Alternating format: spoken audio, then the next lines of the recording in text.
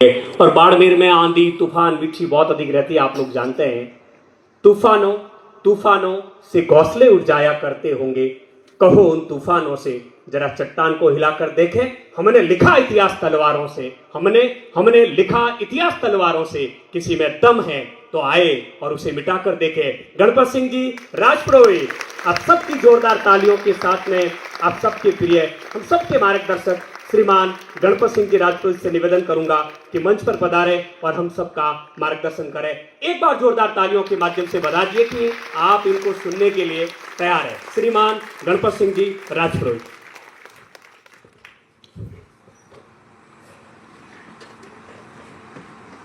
बड़ी जबरदस्त पृष्ठभूमि बनाते हैं सुरेंद्र जी आप। एक सामान्य विद्यार्थी की इतनी गहरी पृष्ठभूमि बनाई कि किसी के ऊपर भी दबाव आ जाए कि क्या बोलना है अब, क्योंकि एक्सपेक्टेशंस बढ़ जाती है ना। इसलिए सबसे पहले मैं माँ सरस्वती को वंदन करता हूँ।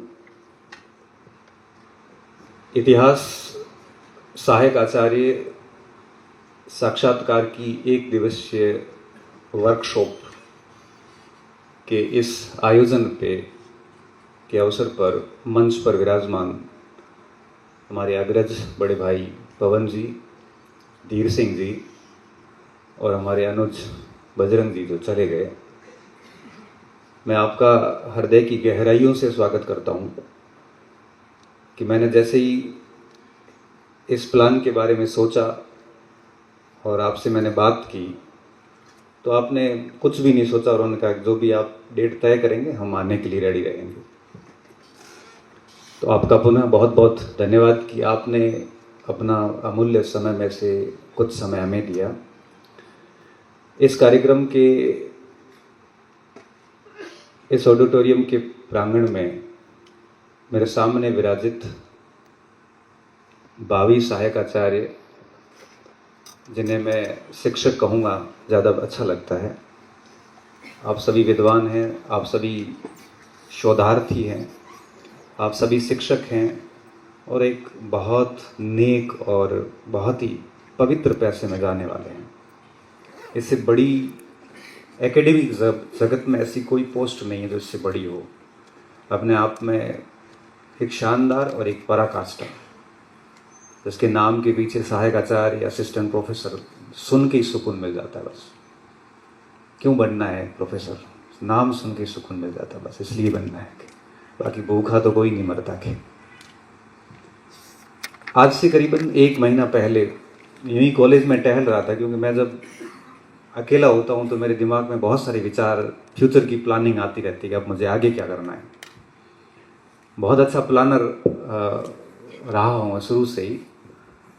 तो सोचते सोचते दिमाग में आया कि आरपीएससी ने 1972 लोगों को मौका दिया है, तो मेरे पास, चूँकि आपको पता ही है कि प्रोफेसर का बैच भी था, तो बहुत सारे स्टूडेंट की इंक्वायरी थी कि सर पहली बार है, इसको कैसे फेस करना है, क्या करना है। तब मेरे दिमाग में आया कि एक वर्कशॉप करते हैं जिसका मुख्य उद्देश्य ये था कि आपको आगे जब तक इंटरव्यू स्टार्ट नहीं होते हैं तब तक किस तरह से प्रिपेयर करना है, ताकि आप साक्षात्कार के इस चरण को बढ़िया अच्छे से फेस करके आओ। तो वर्कशॉप का उद्देश्य सिर्फ इतना था कि आपको पता चले कि इंटरव्यू में हमें क्या ध्यान रखना है, क्या करना है, क्या नहीं करना है, बस यही बातें बताना है। और इस वर्कशॉप के बाद हम आपको फ्री करेंगे इस उद्देश्य के साथ, इस टारगेट के साथ कि आप आगे 3 महीने 4 महीने जब भी हमारा इंटरव्यू स्टार्ट होता है तब तक आप इस वर्कशॉप के अनुसार अपने आप को प्रिपेयर करोगे। और उसके बाद जब इंटरव्यू के शेड्यूल आ जाएंगे तो आपकी मांग के अनुसार हम मॉक इंटरव्यू भी करेंगे, और जिसमें बहुत अच्छे विद्वान लोग भी रहेंगे, जिसको लेके आपको बिल्कुल चिंता नहीं करनी, वो मैं अपने आप मेरे स्तर पे देखूंगा। तो 1 महीने पहले मेरे दिमाग में आया और मैंने सबसे पहले फ़ोन किया धीर सिंह जी को। धीर सिंह का ठीक है कर लो, बहुत बढ़िया आइडिया है। फिर मैंने पवन जी से बात की, पवन जी ने भी सहमति दे दी। फिर बजरंग जी का थोड़ा रहता है, मैं प्रशासनिक अधिकारी हैं, टाइम ना मिले, तो बजरंग जी ने कहा कोई दिक्कत नहीं है, आप तो मुझे टाइम दे देना, मैं डेफिनेटली आ जाऊँगा। 4 लोगों से बात हो गई, 3 से हो गई, चौथा मैं तैयारी था। और हमारी रूपरेखा मैंने पूरी दिमाग में बना दी। रूपरेखा बनाने के बाद में देखो, कोई भी काम 2 बार होता है, एक बार दिमाग में होता है, एक बार धरातल पे होता है। तो दिमाग वाला काम तो पूरा हो गया, अब रहा धरातल पे। और धरातल पे काम करने के लिए आपके पास में टीम की बहुत आवश्यकता होती है। बिना टीम के कोई एक व्यक्ति कुछ नहीं कर सकता। और सही मायनों में आज जो ये कार्यक्रम हो रहा है, इस कार्यक्रम में मेरा सिर्फ इतना योगदान है कि ये कार्यक्रम ब्रेन चाइल्ड जो है, एक सोच थी वो मेरी थी, इम्प्लीमेंट करने का काम मेरी टीम ने किया। इस टीम के अहम हिस्सों में अगर मैं बात करूं तो मैंने मेरे अग्रज जी है, बड़े भाई जैसे हैं, सुरेंद्र सिंह जी से बात की। आप राजनीति विज्ञान के स्कूल लेक्चरर है, पॉलिटिकल एकेडमी चलाते, खुद बच्चों को पढ़ाते हैं अपनी क्लास छोड़ के। और आपने कहा कि इस तारीख को कर लेते हैं, उनको मैंने पूरा बता दिया। ये बहुत अच्छे ऑरेटर भी हैं, बहुत अच्छा इनका कमांड भी है। तो मैं सबसे पहले सुरेंद्र जी को धन्यवाद दूंगा कि आपने उस समय भी हमें हाँ कहा, और अपने 2 दिन, अभी आप 2 दिन इनकी पीएम श्री स्कूल के अंदर संविधान क्लासरूम बनाया, जिसकी पूरे राज्य स्तर पर सराहना की गई। और पूरे राजस्थान की पीएम श्री स्कूल्स में इनके मॉडल को अपनाने के आदेश शिक्षा विभाग ने किए अभी। तो उसकी ट्रेनिंग में थे और आपने हाँ बोली। मैं चाहूँगा हमारी टीम से कि मोमेंटो अगर है कोई, तो मैं मेरी तरफ से सुरेंद्र जी का सत्कार करना चाहूँगा, क्योंकि आपने 3 अतिथियों का सत्कार किया। एक मुख्य भूमि जो की पॉइंट थे वो रह गए। ये इनका तो नहीं था ऑडिटोरियम वालों का? ऐसा नहीं हो कि आप वहाँ से लेके आओ, बाद में देख लेंगे।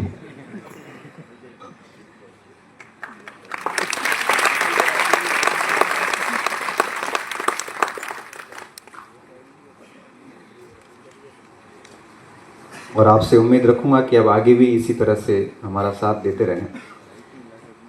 हमारी टीम में आप हिस्ट्री पॉइंट से अगर कोई भी स्टूडेंट जुड़ा हुआ है तो उनको पता होगा कि टेक्निकल चीज़ें आती हैं, कई बार कोई इंक्वायरी होती है, कई बार सिलेबस को लेके डाउट होते हैं। तो आपको रात को भी कई बार 3 बजे भी मैसेज आ जाता है, 2 बजे भी आ जाता है। ये सारा जो कार्य है ये सवाई के द्वारा किया जाता है। Sawai Gumawat, big upload for him, बड़ी उनके हाथों से ताली होने की। पूरा काम आपने देखा है, सारा काम, ये पोस्टर बनाने से लेके पूरी इवेंट मैनेजमेंट आपका है। उसके साथ में इनके भाई परवीन हैं और ये पूरी टीम थी जो कल ही आ गई थी यहाँ पे। और पूरी व्यवस्था जैसा कि आप देख रहे हो, नाश्ते पानी से लेके, मंच से लेके, पोस्टर से लेके, ये सारा काम किया। इस पूरी टीम का मैं शुक्रिया अदा करता हूँ। इस टीम के बिना ये कार्यक्रम पॉसिबल नहीं था। और आज जो कुछ भी चीज़ें चल रही है, मैं तो केवल एक आगे फेस किया गया हूँ। मेरी पृष्ठभूमि में बहुत लोग खड़े हैं, वो ये सारी की सारी टीम। फिर पुखराज से बात की जो यहाँ पीजी चलाते हैं, और कई सारे बच्चे मिले और इन्होंने एक बढ़िया अच्छा सा कार्यक्रम किया। तो मैं आप सभी का शुक्रिया, और सबसे बड़ा शुक्रिया आपका कि मुझे एक डर था यार, इंटरव्यू जैसी वर्कशॉप है और पता नहीं बच्चे आएंगे कि भी नहीं आएंगे। तो मैंने सोचा बाड़मेर में करवाता हूँ। बाड़मेर में इतनी फैसिलिटीज़ नहीं है अभी, हम फैसिलिटी डेवलप करेंगे लेकिन हमें थोड़ा अभी टाइम लगेगा। तो जयपुर में कर लेते हैं, तो वहाँ पे हमारे से कई सारे स्टूडेंट जुड़ेंगे और नज़दीक राजधानी है तो कोई भी आ जाएगा वहाँ पे, जो नज़दीक है 100-200 किलोमीटर के रेडियस में। तो हमने जयपुर प्लान किया। फिर हमने सोचा ये था कि सिलेक्शन के बाद इनको बाड़मेर बुलाएंगे और दिखाएंगे बाड़मेर कि हम कहाँ से आते हैं। मैंने इतिहास फर्स्ट ग्रेड का समागम भी बाड़मेर में किया, तो मेरे पास सुझाव थे सर कि जयपुर में करो। मैंने नहीं, सबको बाड़मेर दिखाएंगे, आप देख के जाओ हम कहाँ रह रहे हैं। तो इसलिए हमने ये जगह चुनी, और मेरी उम्मीदों से कहीं अधिक आपने, हमें रजिस्ट्रेशन शुल्क भी इसी कारण लिया था। 200 रुपये लेने का कोई उद्देश्य नहीं था, सिर्फ इतना था कि ताकि हमें पता चले कि कितने स्टूडेंट हैं। अब इसमें 600-650 की सीटिंग है और 100 बच्चे आ जाएंगे तो न तो अब धीर सिंह का बोलने का मन ही नहीं होगा धीर सिंह जी, क्योंकि हजारों बच्चों को संबोधित करते हैं वहाँ 50-100 बच्चे, तो मज़ा ही नहीं आता बोलने का। सही बात है सर, हमारे सभी के साथ यही स्थिति है। तो आप सभी का बहुत बहुत शुक्रिया कि आपने हम पे भरोसा किया और रजिस्ट्रेशन करवाए, और उसके बाद रजिस्ट्रेशन के बाद में भी उपस्थित होना बहुत बड़ी बात है। तो यहाँ रजिस्ट्रेट तो सारे उपस्थित हुए, कुछ अतिरिक्त बच्चे भी आए जिनका रजिस्ट्रेशन कहा कि सर वो टोली घूम रही है लेकिन पेमेंट हो नहीं रहा है। तो मैंने कहा कोई इश्यू नहीं, हम एडजस्ट कर लेंगे। तो आप सभी का शुक्रिया। अब मैं मेरे मुख्य बिंदु पे आता हूँ। चूँकि बजरंग जी, धीर सिंह जी, पवन जी के बोलने के बाद में थोड़ी चुनौती होती है कि अब क्योंकि विषय एक ही है, साक्षात्कार में अच्छे अंक कैसे लाएं, कैसे अच्छे से फेस करें। तो मोटे मोटे बिंदुओं में बात कर ली, धीर जी ने और पवन जी ने बात की, तब तक स्कोप था मेरे पास कि मेरे पास कई सारे बिंदु मेरे मस्तिष्क में थे, इस तुड़ी में कई सारे तीर जिंदा थे। फिर आई बजरंग जी, बजरंग जी ने एक एक तीर निकालना शुरू किया। लास्ट तक आते आते मैंने कहा नीचे बैठ जाओ, नहीं तो मेरे तो स्पीच हो गई लीक पूरी। और मेरे लिए एक अच्छा भी है और बुरा भी हुआ।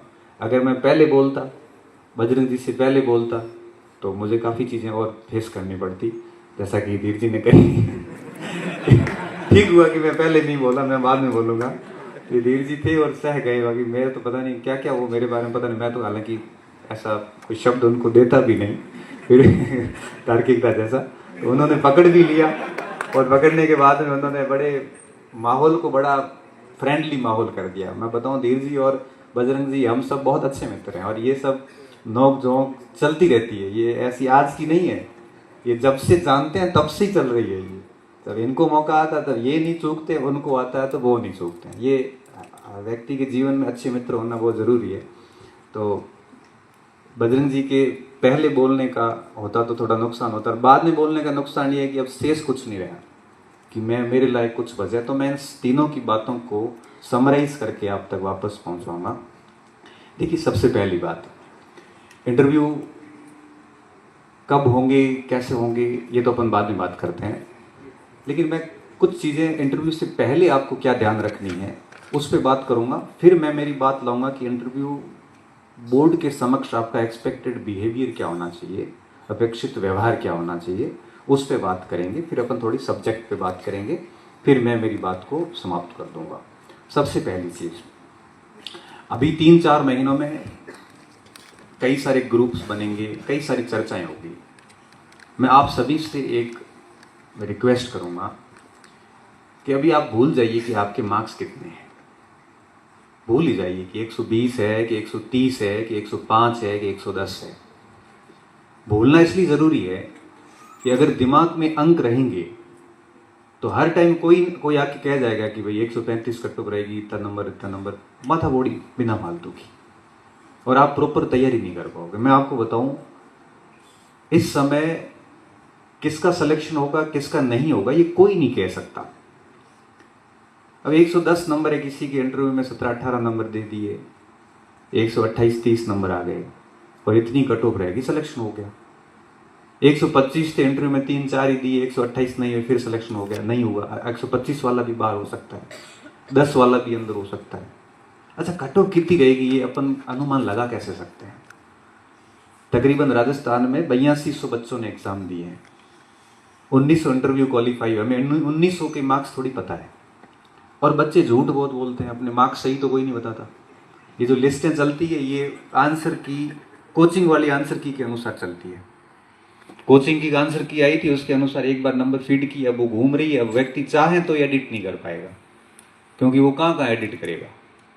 तो इन सारी चीज़ों से आप बिल्कुल तनाव में मत आना। आपके कितने मार्क्स है, अधिक मार्क्स है तो गुरूर में मत रहना, क्योंकि कई बार 3 नंबर भी इंटरव्यू में दे दिए जाते हैं। अगर कम मार्क्स हैं तो चिंता में मत रहना, क्योंकि 20 नंबर भी आते हैं। कोई फर्क नहीं पड़ता कि आपके मार्क्स कितने हैं। तो सबसे पहली चीज़ है कि मार्क्स भूल जाइए, आप अपना बेस्ट दीजिए, क्योंकि अगर सिलेक्शन हुआ तो मोक्ष की प्राप्ति है, अगर सिलेक्शन नहीं हुआ तो कम से कम आपको ये लगेगा कि आपने प्रोफेसर के हर फेज को बड़े शिद्दत से दिया, और आप चयन से कितने दूर हैं। कम से कम आपका एक बेहतरीन मूल्यांकन आप खुद कर पाओगे कि आप कितने दूर हैं और कितने प्रयासों की आवश्यकता है। इसलिए आप जब ये प्रश्न करते हो ना कि सर मेरे 79 मार्क्स है, इंटरव्यू दूं कि नहीं दूं, मेरे तो पूरे नंबर दिए तब भी नहीं होगा, मैं ये कहता हूँ कि आप सिलेक्शन की उम्मीद तो 120 वाला बच्चा भी ना करें और उम्मीद 110 वाला भी कर लें, फर्क नहीं पड़ता, बस आप इंटरव्यू बढ़िया से दीजिए। तो एक बात तो ये दिमाग में रखनी है कि इंटरव्यू रिटर्न के मार्क्स को लेके आप ज़्यादा मत सोचें, बस इंटरव्यू की बढ़िया से काम करें। दूसरी बात, मार्केट के जितनी भी भ्रांतियां हैं उनसे खुद को बचा के रखें। कई भ्रांतियां चलती मार्केट में, क्योंकि मार्केट में आधे अधूरे सच बाहर आते हैं। कोई कहेगा कि फलाना बोर्ड है वो नंबर देता नहीं है, कोई कहेगा कि उसमें ये होता है, ये सब फालतू की बात है। आप अगर इस तरह से लोगों को सुनोगे तो कई सारे प्रिसेप्शन दिमाग में बन जाएंगे, बोर्ड के प्रति कई धारणाएं आपके दिमाग में बैठ जाएगी, और उन धारणाओं के साथ अगर आप बोर्ड के सामने जाओगे तो कॉन्फिडेंस भी नहीं आता इतना। इसलिए आप सिर्फ इतना रहें, जैसा कि बजरंग जी ने कहा था कि इंटरव्यू बोर्ड के समक्ष या इंटरव्यू कक्ष के अंदर दो अनजान लोगों का संवाद है, इससे ज़्यादा आपको कुछ नहीं दिमाग में लाना। इस मार्केट पे भरोसा मत करना, मैं आपको सच बता रहा हूँ। यहाँ पे लोग डेकोरेटेड आधी चीज़ बताते हैं, आधी छुपाते हैं। जो इनके साथ अंदर गंदा एक्सपीरियंस हुआ वो बात वो बाहर बताएंगे नहीं, जो अच्छी बात हुई है वो बताएंगे। फिर नंबर कम आ गए तो कहेंगे मेरा इंटरव्यू अच्छा गया था इसलिए मार्क्स कम आए, और अगर नंबर अच्छे आए तो ठीक बात है, अगर बुरे आ गए तो वही गलती सारी इंटरव्यू बोर्ड के ऊपर डाल दी जाएगी। वो उसने खुद ने कैसे आंसर दिए वो बात वो बाहर आके नहीं बताते। कई बच्चे बाहर आके ऐसे उलूल जुलूल प्रश्न बताते हैं कि हमारे को इंटरव्यू में ये पूछा गया, जबकि सत्यता ये नहीं। इसलिए बाहर के लोगों पे, बाहर आने के बाद लोगों पे डिस्कस ही ना करें, मोटे तौर पे तो यही करें। और डिस्कस करते हैं तो भरोसा ना करें, क्योंकि मैंने ये चीज़ें बहुत नज़दीकी से देखी है कि लोग अंदर जो होता है वो सच स्थिति बाहर नहीं बताते। कहीं कहीं तो ऐसे ऐसे खतरनाक प्रश्न भेजते हैं ग्रुप में कि मेरे को ये पूछा गया, जबकि उनमें से कोई 5 पूछे गए हैं, 15 तो पूछे ही नहीं गए। और हम डर जाते हैं कि ऐसा ऐसे ऐसे पूछे जा रहे हैं, जबकि वास्तविकताएं बहुत अलग है अंदर। इसलिए ऐसे मार्केट में भरोसा करके अपनी पूर्व धारणाएं नहीं बनाएं। पूर्व धारणाएं आपका कॉन्फिडेंस लो कर सकती है। तीसरी बात, इंटरव्यू को लेके बिल्कुल भी ऐसा लोड न लें कि पता नहीं क्या होगा क्या नहीं होगा। कुछ नहीं होता, इतना बढ़िया चलता है। मॉक इंटरव्यू में तो फिर भी ग्रिल करते हैं, आरपीएससी के अंदर अभिभावक की तरह व्यवहार किया जाता है। आप अंदर जाते हैं, थोड़ा सा डर होता है उस समय, वो पानी भी आपको ऑफर करते हैं कि पानी पी लो, बट सहज किया जाता है आपको। बड़े सरल प्रश्न पूछे जाते हैं, बस उसके उत्तर थोड़े हार्ड होते हैं, क्योंकि सरल प्रश्न का उत्तर हमेशा कठिन होता है। मैं आपको कह दूं ना, आपके बारे में बताओ ये प्रश्न कितना सरल है, उत्तर देने में जोर आ जाएगा। क्या बताओ मेरे बारे में, बहुत बड़ी बड़ी कहानियां हैं। बहुत मुश्किल हो जाता है खुद के बारे में बताना। बजरंग जी कह रहे थे कि अपनी कमियां बताओ। अब कमियां तो व्यक्ति को खुद की कहाँ नजर आती है। अब वो कमियां नहीं बता पाएगा, क्योंकि खुद की कमी बताना ये तो बहुत बड़ी बात है। डॉक्टर भीमराव अम्बेडकर ने कहा था, गांधी जी के बारे में कटाक्ष किया था कि कोई व्यक्ति महात्मा कैसे हो सकता है। एक मानव अगर पूर्ण मनुष्य बन जाए तो भी बहुत बड़ी बात है, महात्मा व्यक्ति हो ही नहीं सकता। गलतियां तो सब में ही हैं, कमियां सब में ही हैं, लेकिन वहां पे बताने में बहुत जोर आता है, क्योंकि हम कमियों पे कभी मंथन किया ही नहीं हमने। तो बहुत ही आसान प्रश्न पूछे जाते हैं, उन आसान प्रश्नों के जवाब थोड़े से कठिन से होते हैं, बाकी ज़्यादा दिक्कत नहीं। जैसे एक प्रश्न पिछली बार किसी बैच में पूछा 2020-21 वाली वैकेंसी में एक बच्चे को कि कर्नल जेम्स टॉड ने कौन सी किताब लिखी, तो उसके दिमाग में सीधा आया annuls and antiquities of Rajasthan. तो उसने पूछ लिया एनल्स क्या होते हैं। अब ये सरल सवाल ही है, एक प्रोफेसर बनने जा रहा है, एक विद्यार्थी प्रोफेसर बनने जा रहा है, उसको एनल्स का पता होना चाहिए। और सबको पता है कि एनल्स फ्रांस की पत्रिका थी और इतिहास लेखन की एक पद्धति है। उन्होंने कहा सॉरी सर, तो एंटीक्विटीज क्या है? वो एंटीक्विटीज नहीं पता। अब बताओ, किताब का नाम तो रट के गए, लेकिन उन दोनों शब्दों के अर्थ नहीं पता करके गए। इसलिए कहते हैं कि आप ये भली मत रटो कि उस किताब को 1829 में पब्लिश कराया, 2 पार्ट में किया, ये किया वो किया, मत रटो। लेकिन कम से कम कोई महत्वपूर्ण पुस्तक पे अगर आप बात कर रहे हैं, हम कर्नल टोड का योगदान कैसे भुला सकते हैं? तो एंटीक्विटीज क्या? तो सॉरी सर, तो आपने किताब कब पढ़ रहे हो, कब से पढ़ रहे हो? 5-7 साल से इस किताब का नाम आ रहा, लेकिन कभी आपने जानने की कोशिश नहीं की। और मान लो बोर्ड, आप जब प्रोफेसर बन के जाएंगे और किसी बच्चे ने पूछ लिया, तब आप क्या जवाब दोगे? अब एंटीक्विटीज क्या है? एंटीक्विटीज यूनान के अंदर, जैसे हमारे गुप्त काल, मौर्य काल जैसे युग थे, वैसे वहां पे एक युग है। और इतना सा कहना था कि ये एक पीरियड था यूनान का, इसका और राजस्थान के इस पीरियड का तुलनात्मक अध्ययन किया गया, एनल्स शैली में किया गया, इसलिए इसका नाम है annuls and antiquities of Rajasthan. बड़ा सिंपल उत्तर था इसका। अगर आ रहा है तो, नहीं आ रहा है तो ठीक है, उसने सॉरी बोल के अच्छा ही काम किया। गलत बताने से सॉरी बताना ज़्यादा बेहतर है। एक मेरे मित्र थे जो अभी कमांडेंट है, राष्ट्रपति अवार्ड है, वो असिस्टेंट कमांडेंट का इंटरव्यू देने गए दिल्ली यूपीएससी में सर। कोई 25-30 मिनट इंटरव्यू चला। उस इंटरव्यू के दौरान वो बाहर आके एक्सपीरियंस पता है 2007-8 की बात है, हमारे अच्छे मित्र थे उस समय, वो अभी भी है। तो उसने कहा यार 20-30 प्रश्न पूछे, तो 2-4 प्रश्नों पे बात हुई, बाकी सभी पे मैंने तो सॉरी सॉरी सॉरी बोला। और वो नंबर कैसे देगा, क्योंकि प्रश्न ही उस लेवल के थे कि सॉरी बोलना पड़ा, कोई ऑप्शन नहीं था उनके पास। लेकिन जो 4-5 प्रश्न ने जो आंसर बताए ना, वो इतने प्यारे बताए कि उनके इंटरव्यू में 100 में से लगभग मुझे जहाँ तक याद है 70+ मार्क्स थे, और ऑल इंडिया में चौथी रैंक थी उनकी। तो बजरंग जी ने कितनी बढ़िया बात बताई कि आपको सब प्रश्नों के उत्तर भली मत आए, 10 में से 8 प्रश्नों की आपने सॉरी बोल दी, फैक्चुअल किया। एनालिटिकल प्रश्नों पे आप सॉरी नहीं बोल सकते। आपको पूछा कि भारत विभाजन के क्या कारण थे, सरल प्रश्न है बहुत, यहां आप सॉरी नहीं कह सकते। अब ऐसे प्रश्न पे उत्तर देने के लिए आपको मेंटली थोड़ा प्रिपेयर होना पड़ेगा कि सर भारत विभाजन के लिए देखो, अगर आप कांग्रेस को जिम्मेदार ठहराओगे तो भी गलत हो जाएगा, बड़ा एकांकी विश्लेषण हो जाएगा। आप अगर केवल ब्रिटिशर्स को जिम्मेदार ठहराओगे तब भी एकांकी विश्लेषण है। आप अगर जिन्ना को ठहराओगे अकेले को तब भी एकांकी विश्लेषण है। तब आपको कहना पड़ता है कि सर भारत विभाजन के पीछे मुख्य रूप से 3 कारण जिम्मेदार है, ऐसा मैं समझ पा रहा हूं। पहला कारण ब्रिटिश सरकार की फूट डालो राज करो नीति, जिसने हिंदुओं और मुसलमानों को अलग कर लिया कि 2 बड़े धर्म एक साथ नहीं रह सकते। दूसरा, कांग्रेस की तुष्टीकरण की नीति जो लखनऊ समझौते से शुरू हो गई थी, उसके बाद ही अपीजमेंट के बाद में चीजें बिगड़नी शुरू हुई। और तीसरा, जिन्ना की अठधर्मिता, जिसको पाकिस्तान से कम मंजूर नहीं था। अब आप मुझे बता दो चौथा कारण क्या शेष बचा। अब जब मैं कह रहा हूं कि 10 में से 1 प्रश्न का उत्तर भी आप इस तरह से दे देते हैं तो उनको लग जाता है कि इसमें विश्लेषण की बड़ी अच्छी क्षमता है। अब बात यह आती है कि ऐसा विश्लेषण विकसित कैसे हो। उसके लिए मैं आपको कुछ सजेशन दूंगा कि जब भी आप बैठे हो, ऐसे प्रश्न खुद की दिमाग से बनाए और खुद ही उत्तर देने की कोशिश करें। बोले मत, भली मत बोलो, अकेले हो, सोचते रहो कि जैसे क्या मुगल काल के पतन में औरंगजेब ही जिम्मेदार था, तब हम कह सकते हैं औरंगजेब कितना जिम्मेदार था। आप खुद सोचिए। हमारे स्पेंगलर और टॉयन भी कहते हैं कि जो सभ्यता उत्थान हुआ उसका पतन भी होगा। पतन तो मुगल काल का अवश्यंभावी था, कई कारण थे, मगर औरंगजेब के कारण थोड़ा पहले पतन हो गया।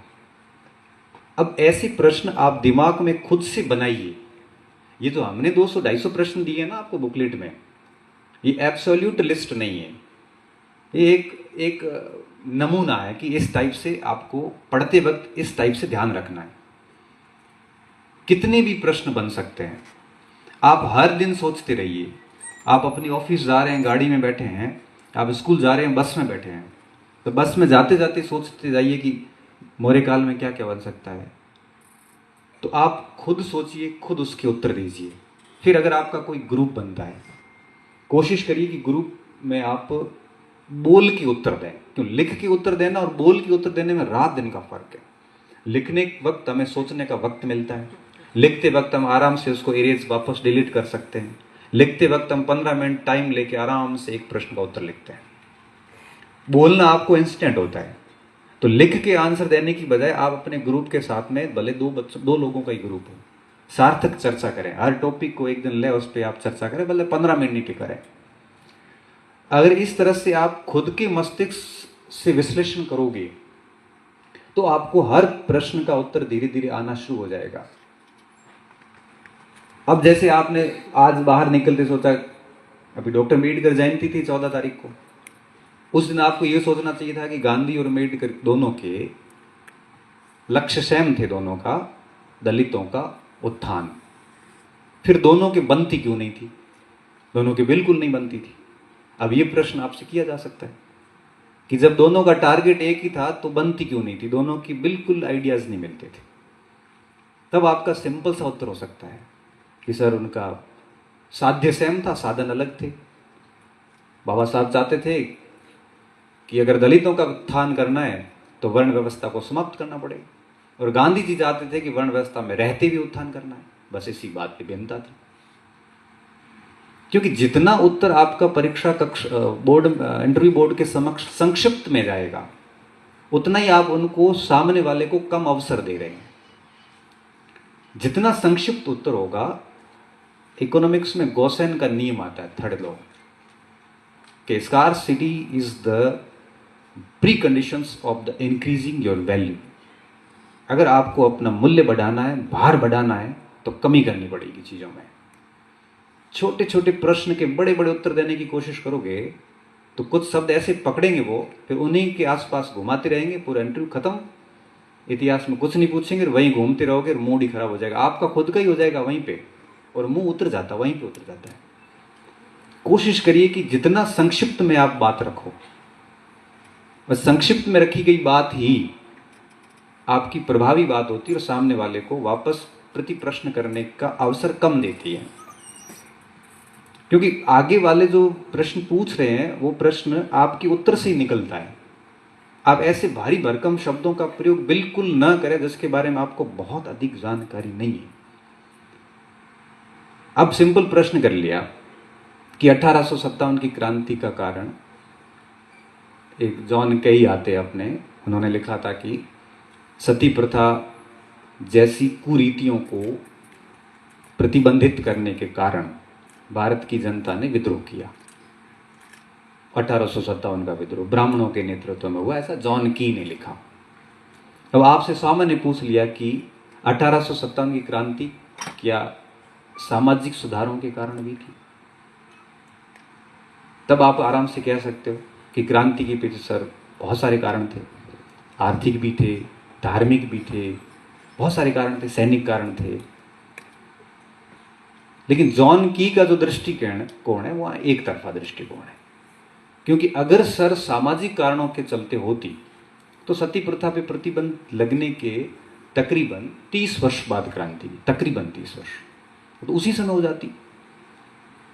ये आपका एक सामान्य फैक्ट है। अगर यहाँ आप थोड़ा सा और स्टैंडर्ड आंसर देना चाहें तो आप ये दे सकते हैं कि विलियम बेंटिक ने सती प्रथा को रोकने से पहले भारत के 49 ऑफिसर्स जो जुडिशियल और मिलिट्री से रिलेटेड थे, उनको एक लेटर लिख के पूछा कि अगर मैं सामाजिक प्रथा, सती जैसी प्रथा को बंद करता हूं तो क्या सैनिक विद्रोह कर देंगे?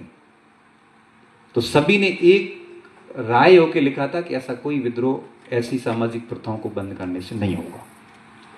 तो स्वाभाविक सी बात है कि किसी एक कारण से इतनी बड़ी क्रांति नहीं हो सकती।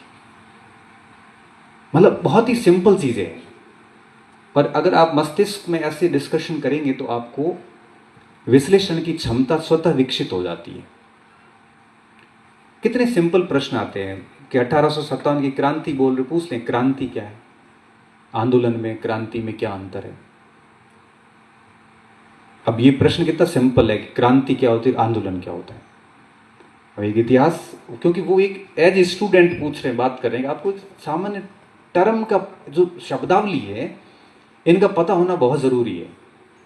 तो अब आप आगे के जो 3-4 महीने हैं इसमें जब आप विषय पढ़ो वापस, तो थोड़ा फैक्ट भले छोड़ दो, मगर शब्दों के अर्थ पता करते जाना, क्योंकि शब्दों के अर्थ पता होने बहुत जरूरी है। कई बार वो यही पूछते कि धम क्या है,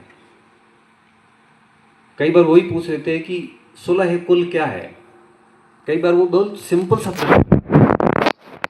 शब्दों के अर्थ पता, क्योंकि अब जो आपका परीक्षण है वो है आपके कौन सी घटना क्यों हुई, कैसे हुई, प्रभाव क्या पड़े, मौर्य काल किस प्रकार अस्तित्व में आया, पतन कैसे हुआ, इसकी मेन पॉलिसीज के बारे में देख लो आप। इन चीजों का आपको विशेष तौर पे ध्यान रखना है। यहाँ पे अभी वस्तुनिष्ठ अध्ययन की बजाय विषयनिष्ठ अध्ययन करना। जैसे आप अकबर के बारे में आज पढ़ना चाह रहे हैं, अकबर में क्या प्रश्न बन सकते हैं। अकबर में यही बनते हैं कि उसको, जैसे बजरंग जी ने कहा कि वो महान थे कि नहीं थे, आपसे पूछ ले, वो पूछ भी सकते हैं। केसरी सिंह के बोर्ड में गए तो डेफिनेटली पूछेंगे। केसरी सिंह जी का राजस्थान का इतिहास बहुत शानदार है, आप बिल्कुल रीजनल हिस्ट्री, एक एक युद्ध पता हो उनको, और ऐसा कैसा अयूब सर का भी बहुत शानदार है। और कई बार तो वो वही इंटरव्यू ख़त्म कर देंगे। अगर रीजनल हिस्ट्री पे चले गए और वहाँ आप उनको संतुष्ट नहीं कर पाए तो फर्स्ट इम्प्रेशन लास्ट इम्प्रेशन, शुरुआत ही खराब हो गई तो उनके दिमाग में बैठ जाएगा कि ये काम का नहीं, और आपका कॉन्फिडेंस भी डाउन हो जाएगा।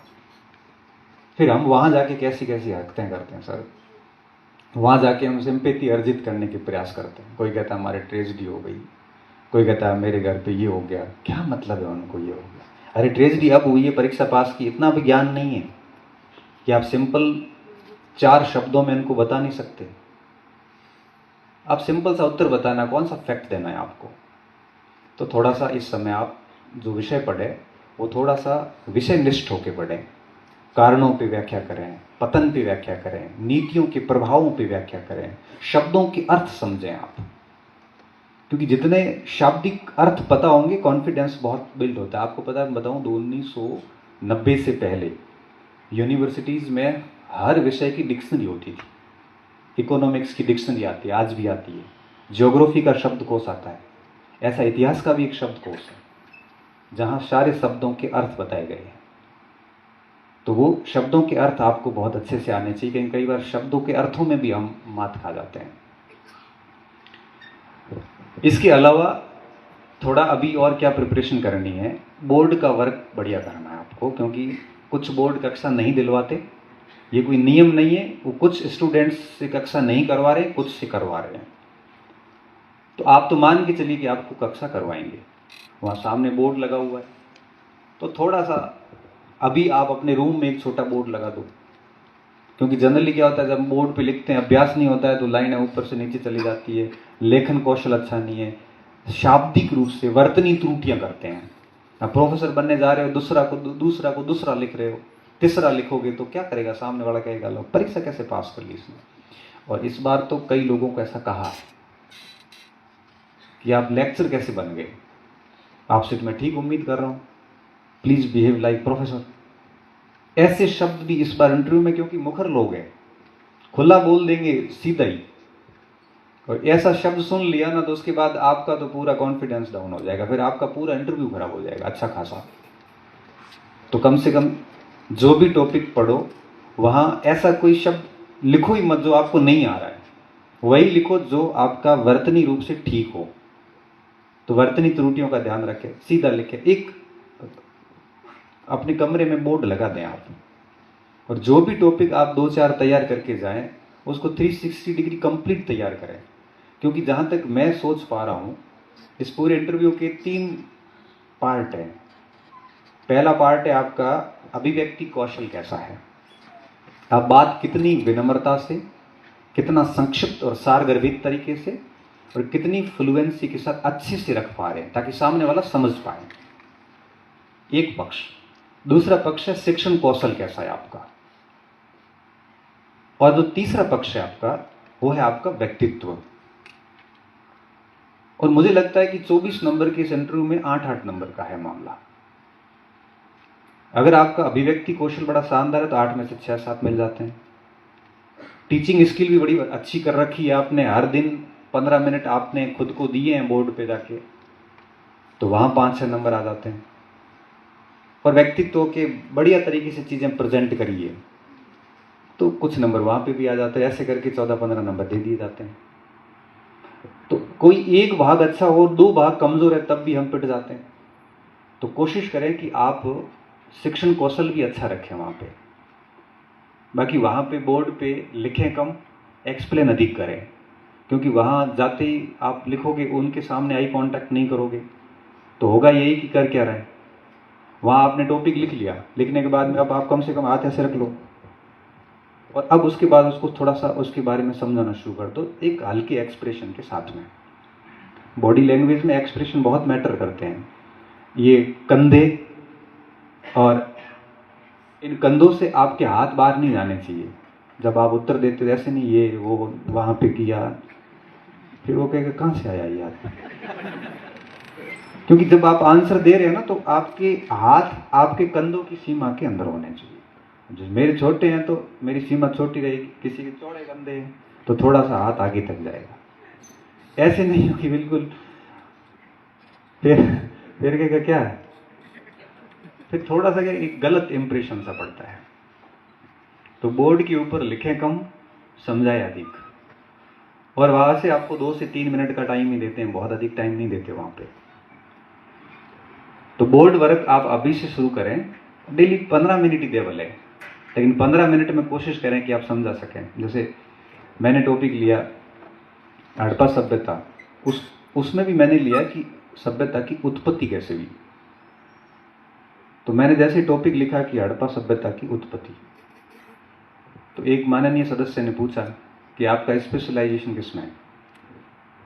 मैं तो भूल गया, पता नहीं किसमें स्पेशलाइजेशन है। जैसा कि पवन जी ने कहा कि वो पेपर याद नहीं, 2011 में MA की हुई।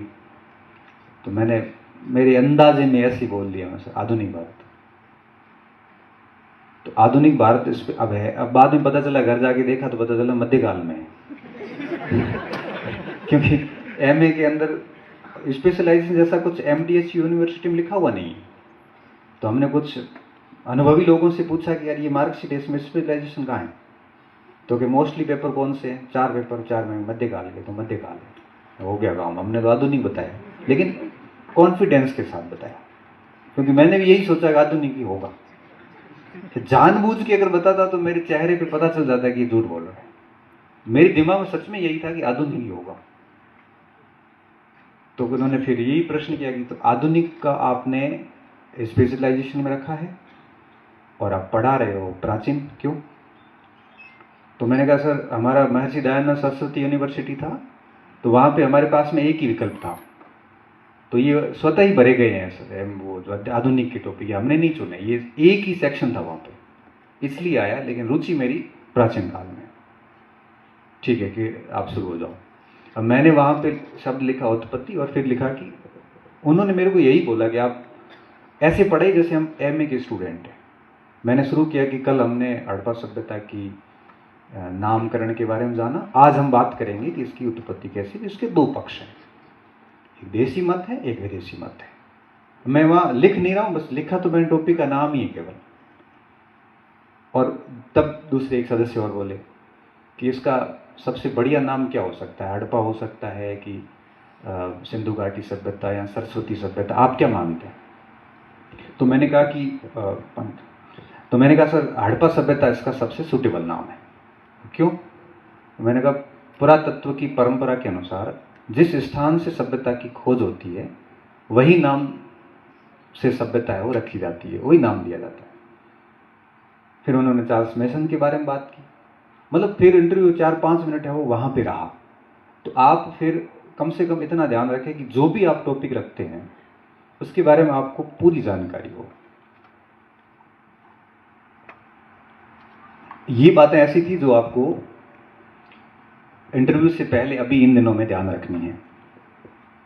बाकी बजरंग जी ने बता दिया आपको, 10th 12th पूरी एकेडमी ध्यान रखना। इस बार तो परसेंटेज भी पूछते हैं कि कितने परसेंटेज बने हैं, कम बने हैं तो उसका कारण क्या है, अधिक बने हैं तो उसका कारण क्या है। क्योंकि कई बार क्या होता है कि हमारे 10th में 82, 12th में 62%, तो इतना बड़ा गैप आने के पीछे क्या कारण रहा वो कन्फर्म पूछते हैं। तो जो वास्तविक कारण है आपको वही बताना है। आप वहाँ पे झूठ बोलने का प्रयास मत करना, क्योंकि जिस उम्र से आप गुजर रहे हो वो उन उम्र से पहले गुजर चुके हैं, उनको सब पता है। किसी के स्पोर्ट्स के कारण होता है, लगभग लोग ये बताते हैं कि सर मैं बीमार हुआ था, कोई कुछ और कहता, लेकिन सच कारण क्या है वो आप जो है वो बता दो। क्योंकि सच्चाई, जो ईमानदारी होती है, जो सत्यनिष्ठा होती है, वो आपको दूसरों से एक कदम आगे ले जाती है।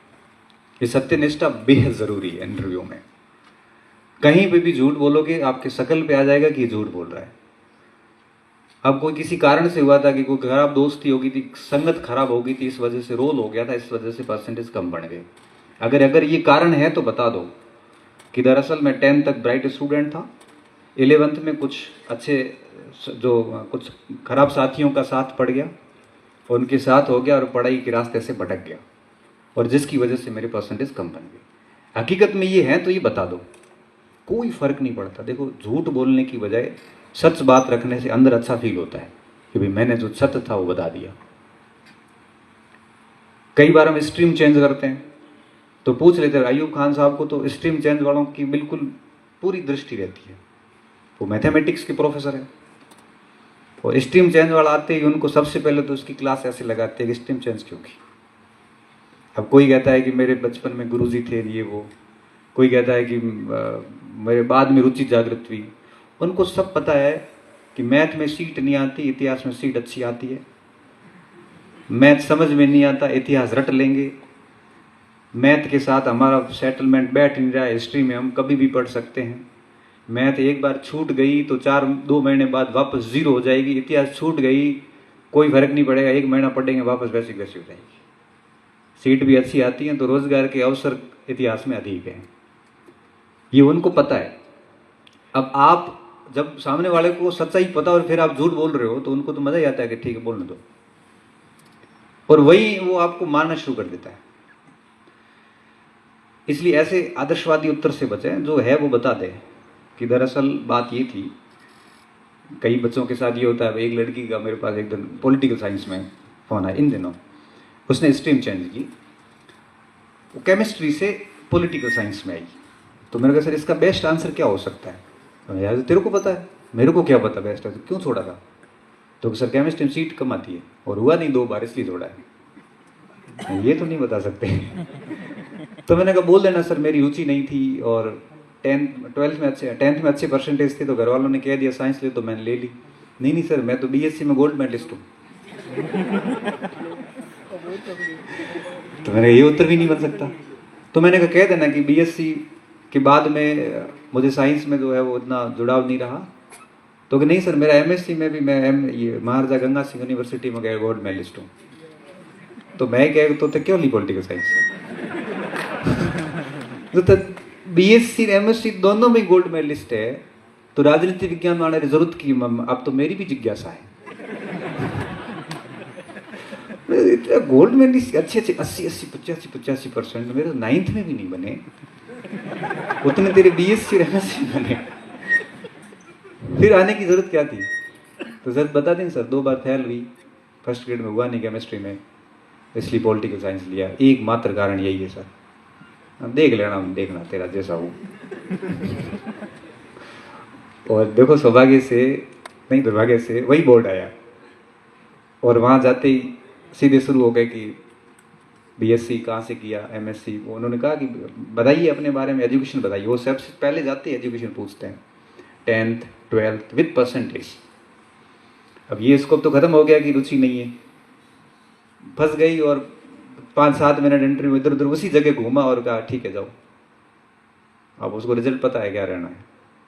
तो आपके पास एक सॉलिड कारण होना चाहिए और वास्तविक कारण होना चाहिए। अब मुझे लगता है कि उसको ये बात भी बोल देती ना कि सर मैंने केमिस्ट्री में किया, मैंने 2 अटेम्प्ट केमिस्ट्री में लिए लेकिन मेरा नहीं हुआ, तो मुझे यूँ लगा कि मुझे सब्जेक्ट चेंज कर देना चाहिए, क्या पता मैं और बेहतर किसी और सब्जेक्ट में कर पाऊँ।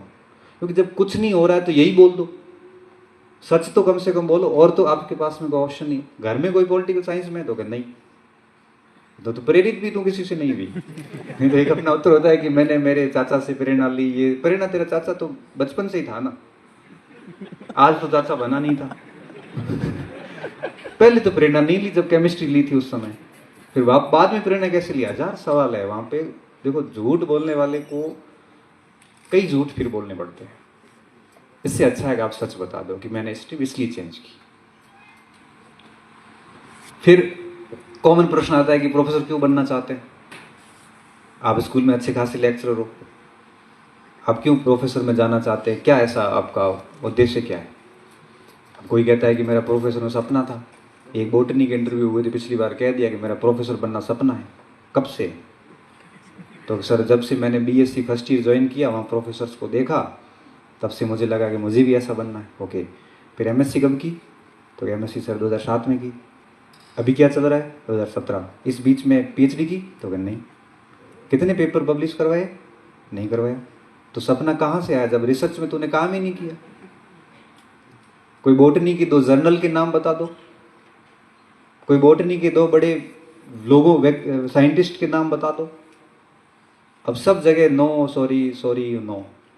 तो जब आपका सपना अगर सच में 12वीं के बाद होता है ना, तो वो एमएससी के बाद पीएचडी भी करेगा, वो पत्र पत्रिकाएं भी छपवाएगा, कई जर्नल में उसके आर्टिकल्स भी छपेंगे, शोध संस्थाओं में सेमिनार में भाग भी लेगा। इसलिए कृपया करके ऐसा सपना तो बताना ही मत। फिर कोई दूसरा उत्तर इसका ये लोग कई ये देते हैं कि भाई प्रोफेसर जो है वो पैसा वैसे वाली बात आ जाती है, वो भी मत करना, क्योंकि पैसा तो बिजनेस में और ज़्यादा है। फिर आप तो इसका मतलब ये हुआ कि प्रोफेसर बनने के बाद आपका कोई बिजनेस सेट हो गया था, प्रोफेसर छोड़ दोगे, क्योंकि पैसा तो वहाँ ज़्यादा है। अब ऐसी स्थिति में हम फंस के उत्तर क्या देना है? उत्तर वास्तविक क्या है? वास्तविक ये है कि जैसे शिक्षा विभाग के लोग हैं, लेक्चर लगा हुआ, तो वो ये कह सकता है कि सर हर व्यक्ति की महत्वाकांक्षा होती है कि वो अपने विभाग में और उच्च पद पे जाए, और चूंकि मैं शिक्षा विभाग में हूँ और प्रोफेसर हमारे से उच्च पद है, तो मेरी इच्छा है और एक उम्मीद है, आकांक्षा है कि मैं भी अपनी है वो पदोन्नति करवाऊँ। क्यों चाहते पदोन्नति? तो पदोन्नति में ग्रेड बदलता है, पे भी बदलता है, और एक उच्च लेवल के बच्चे भी आते हैं वहाँ हमारे पास। तो वहाँ हमारे पास में रिसर्च के भी ऑप्शन रहते हैं, एक बड़ा प्लेटफॉर्म है, वहाँ पे हम पुस्तक लेखन में बहुत सारी चीज़ें और कर सकते हैं। एक बड़ा प्लेटफॉर्म है, इसलिए हम वहाँ जाना चाहते हैं। कुछ नहीं मिल रहा तो यही बता दो, और बढ़िया उत्तर है आपके पास तो वो दे दीजिए। अब मार्केट में क्या चलता है कि रट रटाए उत्तर चलते हैं, और एक ही बोर्ड के सामने 3-4 स्टूडेंट आए और तीनों चारों ने सेम उत्तर दिया और समझ जाते हैं कहाँ से तैयारी करके आए, बोल देते हैं। केसरी सिंह तो पूछते हैं कहाँ से तैयारी की, केसरी सिंह पूछ लेते हैं कहाँ से तैयारी करके आए हो, किस कोचिंग में गए थे। अब आप वहाँ पे काटो तो खून नहीं है, वो बता भी नहीं सकते और बताना भी है। इसलिए मौलिक जितना हो सकता है अपने आप को बहुत आदर्शवादी नहीं, जैसा है वैसा प्रस्तुत कर दो, क्योंकि जितने आप आवरण ओढ़ेंगे, आप मान के चलिए कि आवरण इंटरव्यू बोर्ड के सामने आते ध्वस्त हो जाते हैं। आप वो ही रहते हैं जो वास्तव में आप है। हम आपको कितनी भी ट्रेनिंग दे दें, हम आपके 200 मॉक इंटरव्यू ले लें, आप अंदर जाके वही करोगे जैसे आप हो। ये हकीकत है। मैं जब तैयारी कर रहा 2013 वाला RS का इंटरव्यू देने गया, तो मैंने मेरे दोस्त से बात की, रघुनाथ से, मैंने कैसे करना है। उसने कहा ऐसे घुसना है, ऐसे गेट खोलना है, ऐसे नमस्कार करना है, और फिर ऐसे बैठ के थैंक यू बोलना है, ये कमर है वो कुर्सी की लगा के बैठना है ताकि ऐसे मुर्दा ना दिखें, ऐसे करके मेरे को सारा बताया। जब मैं अंदर गया तो वो सब बातें भूल गया, और मैंने वही किया जैसा मैं सिखाने से पहले भी वही करता। गेट खोला, गुड मॉर्निंग बोली, और चुपचाप जाके कुर्सी पर, उन्होंने कहा बैठो, बैठ गया। मैंने कहा थैंक यू, मुंह सूख गया। तो उन्होंने कहा पानी पियो, मैंने पानी पी लिया, पानी पिया और मैंने थैंक यू बोला। तो क्या, सहज हो जाओ, आराम से सहज हो जाओ। शिव सिंह राठौड़ का बोर्ड था, RS की बात है। जाते पूछा अच्छा